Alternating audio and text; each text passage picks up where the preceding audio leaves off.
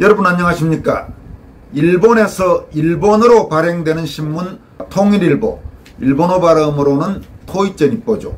그 통일일보 최신호 7월 30일자에서 4.15 총선 인천 연수월 또 양산을 선거 무효 소송에 대한 대법원의 기각 판결을 일면 톱 기사로 다뤘습니다.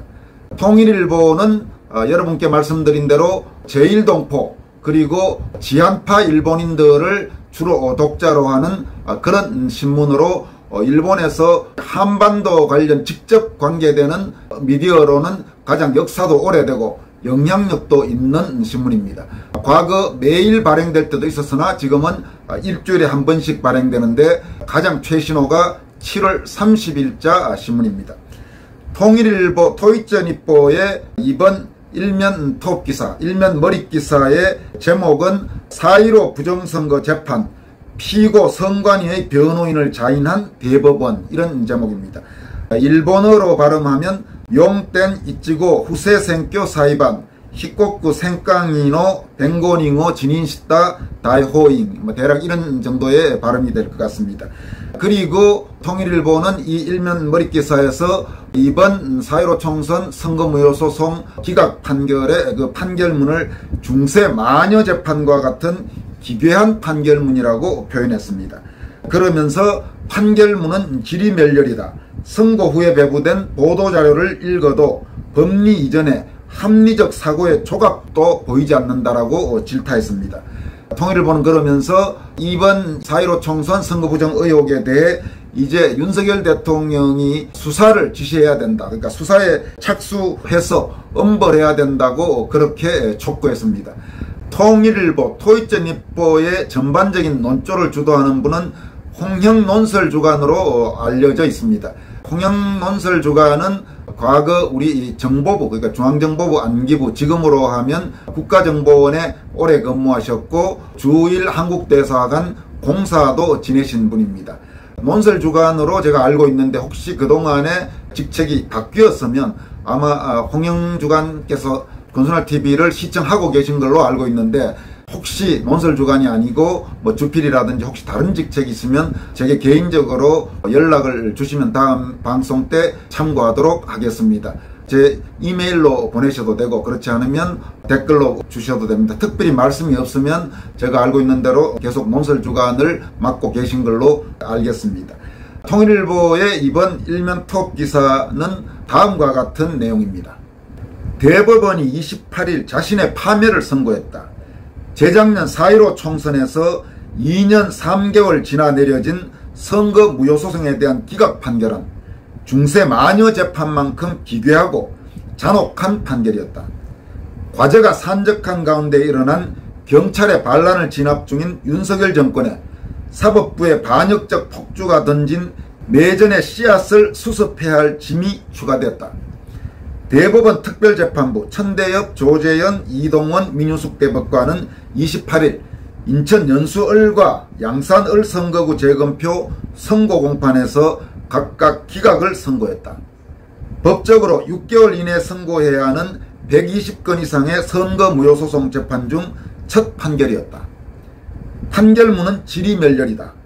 선고 후에 배부된 보도자료를 읽어도 법리 이전에 합리적 사고의 조각도 보이지 않는다. 지금 이번에 이 대법원 특별 2부의 판결문은 많은 비판을 받고 있죠. 심지어 법률 전문가들로부터도 아주 거센 비판이 나오고 있는 상태입니다. 여러분들께 소개해드렸던 변호인단들, 가령 도태호 변호사나 박지원 변호사, 윤용진 변호사, 현성삼 변호사 이런 분들은 말할 것도 없고 변호인단은 아니지만 판사 출신의 차기환 변호사도 이번 판결문을 아주 거세게 질타한 바가 있습니다. 대법원이 피고인 선관위의 변호인이 되어 스스로 부정선거 공범임을 자인 고백한 내용이다. 이 판결에 따라 재판부는 멀지 않아 재판관 탄핵은 물론 형사소출을 면할 수 없을 것이다. 27개월간의 재판은 1분 만에 끝났다. 기각이라는 말이 나오자 방청석에서 격렬한 항의의 목소리가 나왔고 경비원과 옥신각신한 상황이 일어났다. 대법관들은 판결문도 읽지 못하고 전원 퇴장했다. 기각이라는 말만 남기고 도망친 것이다. 재판부는 돌아오지 않았다. 방청석을 비롯해 법정 어디를 봐도 주요 언론 취재기자의 모습은 없었다.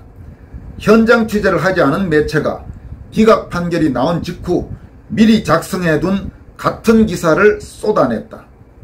법정에서 판사는 기각 사유를 말하지 않고 도망쳤는데도 인터넷을 장식한 기각 사유는 대략 원고가 범인을 지적하거나 범인을 잡을 수 없었기 때문에 기각한다는 황당한 내용이었다. 놀랍게도 주요 전국지의 지면에는 29일 아침이 되어도 이 2년 3개월간의 선거 무효소송 판결에 대해서 단 일행도 보도되지 않았다. 조선, 동아, 중앙일보는 드디어 권력의 범죄를 비호하는 쪽에 섰다. 원고인 민경욱 전 의원은 선거의 무결성이 침범되었기 때문에 무효라는 내 주장에 대해 대법원은 선거 사범이 누구인지 잡히지 않았기 때문에 기각했다고 대법원의 결정을 비난했다. 전국에서 온 시민 1000여 명은 더운 가운데 재판 2시간 전부터 모여 대법원의 공정한 판결을 기다렸지만 기각 판결이 나오자 격노하고 동요했다.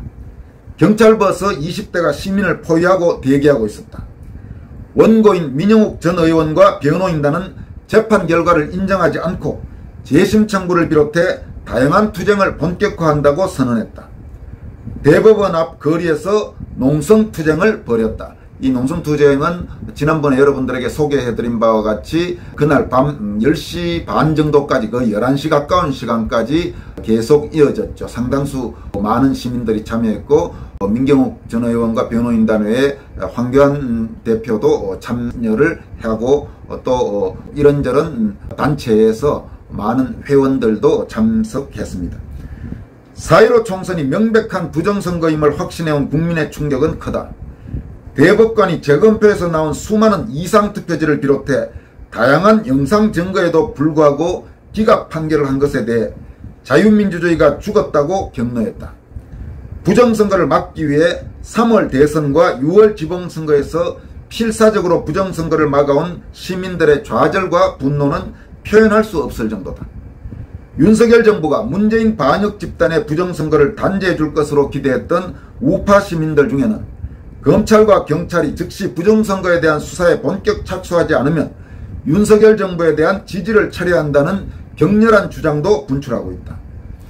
이 사태는 이미 윤석열의 책임이 되었다.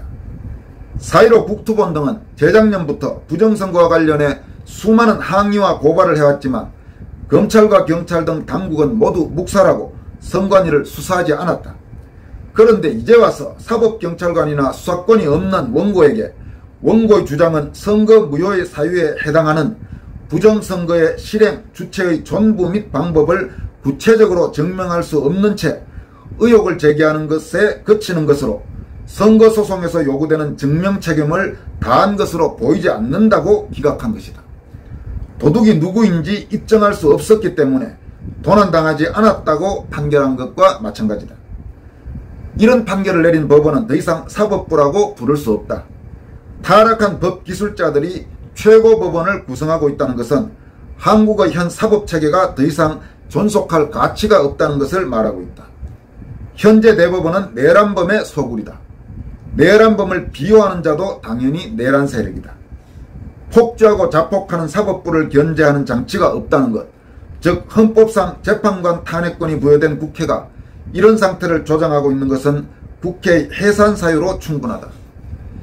윤석열 정권이 이 파국적 상황을 방치하면 모든 책임이 윤 대통령에게 돌아온다. 만약 윤 대통령이 위법, 불의의 세력과 타협하면 그도 탄핵과 타도의 대상이 된다. 윤 대통령이 부정선거를 엄정하게 수사 엄벌하지 않으면 국민 저항권 행사가 불가피한 것으로 확인된다. 심판 대상도 명확해졌다. 불의가 법이 되면 저항은 의무가 된다. 자유는 단지 주어지는 것이 아니다. 지금까지 소개해드린 내용은 일본에서 발행되는 통일일보, 토이전일보, 거듭 말씀드리지만 종교단체인 통일교와는 전혀 관계가 없는 미디어입니다. 오랫동안 제1동포들의 목소리를 대변해온 통일일보, 토이전일보가 일면 톱 기사로 보도한 4.15 부정선거 재판, 피고 선관위의 변호인을 자인한 대법원, 이런 제목의 기사였습니다. 상당히 격렬한 그런 내용이 곳곳에서 눈에 띄고 있습니다. 그만큼 이 사안을 보는 문제의 심각성을 보여준다고 할 수 있겠습니다. 이어서 소개해드릴 내용은 출판인입니다. 도서출판 타임라인 등을 경영하고 있는 길도형 대표가 이번 재판과 관련해서 SNS를 통해서 밝힌 내용입니다. 바로 길도형 대표의 글을 소개해드리도록 하겠습니다. 대법원의 부정선거 재판 관련해 원고가 제기한 선거의 무결성이 침해돼 무효라는 주장에 대해 대법원은 선거사범이 누구인지 잡아오지 못했으므로 무효로 인정할 수 없다며 기각했다. 이건 부정선거 반대론자들의 주장을 충족시킬 만한 사유가 절대 되지 못한다. 중앙선관위원장이 대법원장이 임명한 대법관으로 대법원이 이번 재판에 피고나 다름없기 때문이다. 부정선거 반대론자들이란 것은 4.15 총선에서 선거 부정이 있었다는 사실을 극력 부인하고 있는 정치권, 그 다음에 일부 언론계라든지 교수라든지 이제 그런 사람들을 지칭하는 것 같습니다. 즉 피고가 자기를 고소한 원고한테 범인을 잡아오지 못해 인천 연수원 선거의 무결성이 훼손되어 무효로 해야 한다는 원고 측 주장을 묵살한 건데 그 선거 사범이 바로 대법원 자신인 거다. 여러분 알고 계시겠지만 참고로 이 선거소송은 좀 황당한 게 기본적으로 중앙선관위원장은 대법원의 대법관이 겸하고 있습니다.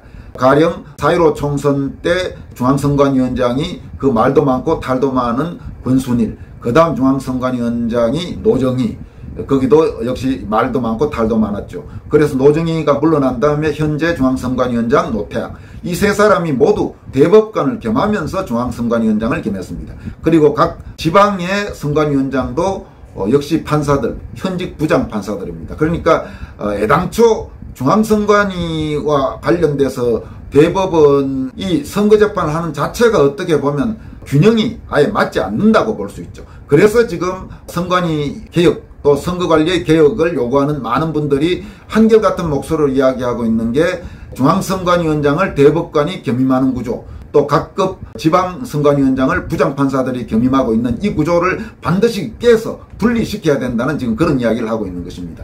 이번 재판을 통해서 그런 목소리가 더 설득력이 있다는 게 밝혀진 거죠. 겸임하고 있는 상태에서 대법관이 내놓는 그런 판결문은 기본적으로 신뢰를 받기가 어려운 겁니다. 누가 아무리 요즘도 보면 뭐 대법관 그리고 선관위 열심히 실드 쳐주고 있는 사람들 있지 않습니까? 이번 판결문 문제 없다고 황당한 소리들 하는 사람들이 지금도 있죠. 그렇지만은 애당초 이 구조 자체가 말이 안 되는 겁니다. 지금 그 이야기를 길도형 대표가 하고 있는 겁니다. 이어가도록 하겠습니다. 이준떡을 비롯한 부정선거 부정론자들은, 이준떡은 이제 이준석을 말하는 것 같습니다. 재판을 두고 그 봐라 일부 우파 코인파리 유튜버들 망동의 결과라며 조롱하거나 냉소하는데 기본 문해력이 있다면 기각의 이유를 자기들 내피셜을 합리화하는 근거로 절대 삼을 수 없는 것이다. 그리고 무엇보다도 자기 당 소속 후보가 부정선거의 피해를 봤다며 이의를 제기하고 소송을 걸면 당은 부정선거의 유무를 떠나 피해 주장 당사자의 입장에서 상황을 파악하고 부정선거의 가능성 전반을 점검하고 수사 촉구를 해야 맞다. 그러나 이준석 지도부는 피해 주장 후보의 입장을 오히려 조롱, 희화화하거나 심지어 인격 모독을 일삼았다. 이게 어떻게 한 정당이란 배를 탄 동지적 관계라고 할 수 있나. 그래서 더더욱 이준석을 지구에서 쫓아내야 하는 거다. 나는 부정선거의 가능성을 정치적으로 포괄 접근하는 입장이라 부정선거의 유무를 일반 국민 입장에서 왈가왈부는 할 수 있지만 국힘당 측에서는 전략적으로 대응함으로써 부정선거의 프레임으로부터 저들이 자유롭지 못하게 해야 했다고 본다. 이 사항은 출판인인 길도형 도서출판 타임라인 대표가 이번 선거재판 이후에 밝힌 내용입니다. 여러분 참고로 몇 차례 소개해드렸지만 오스트리아에서는 우편 투표에 그 봉투 하나가 이상하다는 그 이유로 대통령 선거 치러진 것을 무효하고 재선거를 실시한 바가 있습니다. 적어도 이번 4.15 총선 인천 연수원 재검표 과정에서 드러난 이상한 표들은 오스트리아의 선거 무효 요건보다는 100배 이상은 이상한 그런 표들이 많았습니다. 그런데 대법원은 표들에 대해서 특별히 문제 삼지 않고 선거 무효소송을 기각했습니다. 구체적으로 예를 들어 지금 선관위가 어떻게 했니 저떻게 했니라는 그런 부분에 대해서는 수사가 이루어지지 않았기 때문에 판단을 유보한다고 하더라도 적어도 재검표 과정에서 드러난 그 이상한 수많은 투표지들과 선관위의 이상한 행태, 가령 각종 서버를 인멸하고 이미지를 없애버리고 여러 가지 있지 않습니까? 그런 것만으로도 그 선거는 이상하다고 봐야 그게 합리적인 사고를 가진 사람입니다. 그런데도 그런 것들을 다 외면한 채 선관위와 대법원의 이번 판결문을 쉴드 치고 있는 것은 나로서는 납득하기 어렵습니다. 여기까지 하겠습니다. 여러분 고맙습니다.